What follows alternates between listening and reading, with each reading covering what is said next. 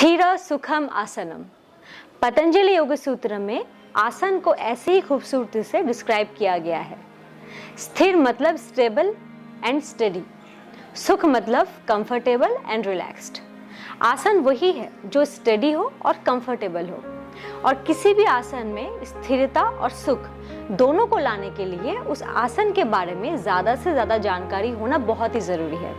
और इसी बात को ध्यान में रखते हुए आज से इस चैनल पे शुरू हो रहा है एक नया सीरीज योगासना, जहां हम आसनों के कोई लंबे लंबे सीक्वेंसेस नहीं करेंगे, बल्कि ये बहुत ही छोटे छोटे वीडियोस होंगे जहां हम हर बार एक एक आसन के बारे में विस्तार से जानेंगे। जैसे उस आसन को कैसे करना है, उस आसन को करने के लिए हमारे कौन कौन से मसल्स या कौन कौन से बॉडी पार्ट एंगेज होते हैं, उन्हें कैसे एक्टिवेट करना है, उस आसन के क्या क्या बेनिफिट्स हैं, क्या क्या लिमिटेशन है, और आसन को करने के लिए कौन कौन से की पॉइंट्स का हमको ध्यान रखना है, मतलब कौन कौन से ज़रूरी बातों का हमको ध्यान रखना है। और साथ ही हम ये भी कोशिश करेंगे उस आसन के इजी वेरिएशन को ट्राई करने की या फिर उसको थोड़ा मॉडिफाई करने की, ताकि हर आसन हर कोई कर सके। तो इसी सोच के साथ चलिए शुरू करते हैं हम हमारा आज का ट्यूटोरियल। तो आज हम जानेंगे पश्चिमोत्तानासन के बारे में। ये एक सीटेड फॉरवर्ड बेंडिंग पोस्चर है और ये योगा के सारे सीटेड फॉरवर्ड बेंडिंग पोस्चर्स का फाउंडेशन है। इसको करने के लिए हमारे जो जो मसल्स काम में आते हैं, जिनको हमको एक्टिवेट करना है, वो है हमारा हैमस्ट्रिंग, हमारा लोअर बैक, हमारा स्पाइन और हमारे शोल्डर मसल्स। अगर इसके फायदों के बारे में बात की जाए तो ये हमारे स्पाइन के फ्लेक्सिबिलिटी को इम्प्रूव करता है, साथ ही ये डाइजेशन को इम्प्रूव करता है और कॉन्स्टिपेशन क्योर करने में मदद करता है। और क्योंकि इस आसन को करते वक्त हमारा पूरा एब्डोमेन कंप्रेस होता है, तो ये टमी फैट बर्न करने के लिए भी बहुत ही फायदेमंद है। इसके अलावा ये हमारे हैमस्ट्रिंग, हमारे लेग और हमारे शोल्डर मसल्स को मजबूत बनाता है। और क्योंकि सारे फॉरवर्ड बेंडिंग पोस्चर्स बहुत ही रिलैक्सिंग होते हैं, तो ये स्ट्रेस रिलीफ करने के लिए भी बहुत ही इफेक्टिव है। इसके साथ ही ये हाई बीपी कंट्रोल करने में भी मदद करता है। पर जिनको सीवियर बैक इंजरी है या स्लिप डिस्क है या फिर जिनको हार्ट की बीमारी है, वो इस आसन को डॉक्टर की परमिशन के साथ करें और किसी के सुपरविजन के अंडर में ही करें। तो फिर चलिए देखते हैं इस आसन को करने का सही तरीका क्या है। आसन को करने के लिए हम सबसे पहले बैठेंगे स्थिति दंडासन में। आपके दोनों पैर बिल्कुल स्ट्रेट आपके सामने इस तरह से फैले हुए रहेंगे, आपका स्पाइन बिल्कुल स्ट्रेट रहेगा, सर बिल्कुल सीधा, और आपके दोनों हाथ आपके हिप के पास रहेंगे। अब जिन बातों का, यानी कि जिन की पॉइंट्स का हमको ध्यान रखना है इस आसन को करने के लिए, वो है पहला, हमारा स्पाइन बिल्कुल स्ट्रेट रहेगा। हमारा जो बेंड है वो हमारे लोअर बैक से होगा, ना कि हमारे मिडल बैक से। दूसरा, हमारे पैर बिल्कुल स्ट्रेट रहेंगे, हमारे नीज बेंड नहीं होंगे। तीसरा, हमारे जो टोज है, पैरों की उंगलियां, वो बिल्कुल ऊपर की तरफ पॉइंटेड रहेंगी, ना कि बाहर की तरफ फैली हुई। और चौथा और सबसे जरूरी, हम जब बेंड करेंगे, हमारी पहली कोशिश होगी हमारा जो टॉर्सो है वो हमारे थाई पे टच हो, उसके बाद हम हमारे सर को ड्रॉप करेंगे, ना कि पहले अपने सर को ड्रॉप करने की कोशिश करेंगे। तो चलिए इसको देखते हैं कैसे करना है। यहाँ से इनहेल कीजिए और धीरे धीरे अपने दोनों हाथों को साइड वाइज ऊपर की तरफ खींचिए। अब अपने स्पाइन को जितना हो सके स्ट्रेच कीजिए, अपने स्पाइन में स्पेस क्रिएट कीजिए। अब हमको यहाँ से सामने की तरफ बेंड करना है, पर आमतौर पे हम क्या गलती करते हैं, अपने सर को घुटने पे लगाने के लिए हम डायरेक्ट यहाँ से ऐसे बेंड कर जाते हैं, जिसके वजह से क्या होता है, हमारा जो बेंड है वो हमारे लोअर बैक से ना होके हमारे मिडल बैक से हो जाता है। मतलब आसन करने के पहले ही हमारा स्पाइन बेंड हो गया, तो ये बहुत ही गलत तरीका है। तो इसको अवॉइड करने के लिए हमको क्या करना है, हमें हमारे प्यूबिक बोन को पीछे की तरफ ढकेलना है।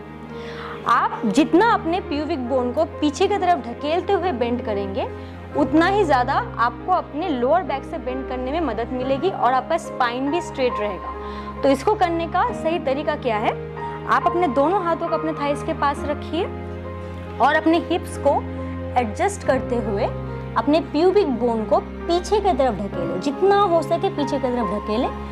और इस कोशिश में आप अपने स्पाइन को बिल्कुल स्ट्रेट रखेंगे, आपको स्पाइन बेंड नहीं करना है। जब आप देखेंगे कि आपका जो एब्डोमेन है वो आपके हिप जॉइंट पे टच हो रहा है, तो अब आप यहाँ से अपने हाथों को सामने की तरफ स्ट्रेच करेंगे। आप अगर देखेंगे, मैंने जब इससे पहले जब डायरेक्ट बेंड किया था तो मेरा हाथ उतना आगे तक नहीं पहुँचा था, पर अब मेरा हाथ काफ़ी आगे तक पहुँच रहा है, मतलब मेरा बेंड काफ़ी इंटेंस हुआ है। हाथों की उंगलियों को इस तरह से आप हुक जैसा बनाएंगे, अपने पैर की उंगली में लगाएंगे और अपने एब्डोमेन को, अपने पेट को जितना हो सके अंदर की तरफ खींचेंगे। सांस छोड़ें और पेट को अंदर की तरफ सक करने की कोशिश करें ताकि आपके चेस्ट को स्पेस मिले, आपके टॉर्सो को स्पेस मिले आपके थाई पे टच होने के लिए। तो सांस छोड़ें, पेट को अंदर की तरफ खींचें और अपने सर को धीरे से अपने घुटने पे लगाने की कोशिश करें। अब सांस लें, हाथों को फिर से सामने की तरफ खींचें और सांस लेते हुए धीरे धीरे अपने हाथों को ऊपर लाएं, फिर सांस छोड़ते हुए अपने हाथों को नीचे इस तरह से रखें। ये था फॉरवर्ड बेंड करने का पहला तरीका। पर जिनके हैमस्ट्रिंग्स बहुत ज़्यादा स्टिफ हैं, बहुत ज़्यादा टाइट हैं या जिनको कमर दर्द की समस्या है, वो इस आसन को दूसरे तरीके से भी ट्राई कर सकते हैं। तो इसे कैसे करना है?